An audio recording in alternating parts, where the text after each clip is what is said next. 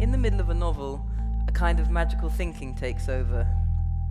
To clarify, the middle of the novel may not happen in the actual geographical center of the novel.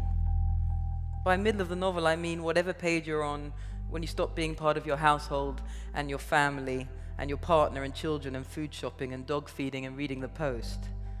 I mean when there's nothing in the world except your book. Even as your wife tells you she's sleeping with your brother, her face is a gigantic semicolon, her arms a parenthesis, and you're wondering whether rummage is a better verb than rifle.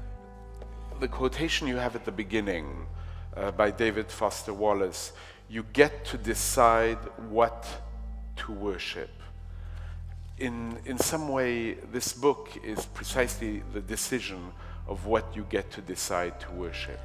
What struck me about that quote by David is that for a certain kind of reader, that quote is like a epigraph of relativism. You know, it doesn't matter what you worship. If you can worship anything, then life is easy. You pick and choose like some bad New York Buddhist or something. I think that's how people read it. Yeah. But from David's practice, I would take that to be a very serious commitment.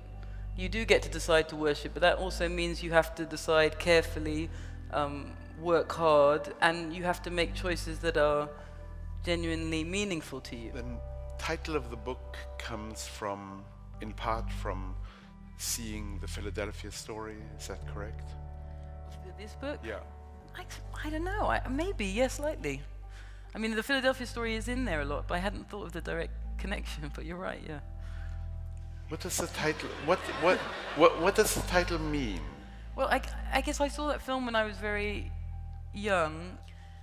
It just struck me, that film's about somebody who is, in her personal life, a kind of militant, and who is made to change. And when I first watched it, I was very offended by the idea that he was a bright, strong, feminist woman who's broken in some way by her father and then the other men in her life and is changed. And I didn't like that. And then it's another case of growing older and watching the same movie and feeling differently. And you realize it's really not about a person being broken down. It's not about a man against a woman. It's really about somebody opening up and realizing that things aren't always black and white, that ambivalences exist, that she isn't always certain. But when your taste changes, is changing your taste the same thing as changing your mind? Yes, because I think all tastes are expressions of belief. Each novel I've written, any novel that anybody writes, it's not that you sit down saying, I believe this and now I will write this. By the nature of your sentences, just by the things you emphasize or don't emphasize, you're constantly expressing a belief about the way you think the world is, about the things you think are important. And those things change. They do change.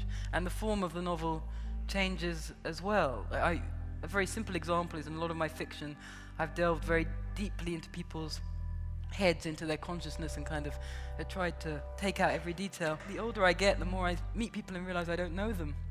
My own husband is a stranger to me, really, fundamentally at the end. You don't know these people. That should be reflected in what you write, that total knowledge is impossible. Magical thinking makes you crazy and renders everything possible. Incredibly knotty problems of structure now resolve themselves with inspired ease.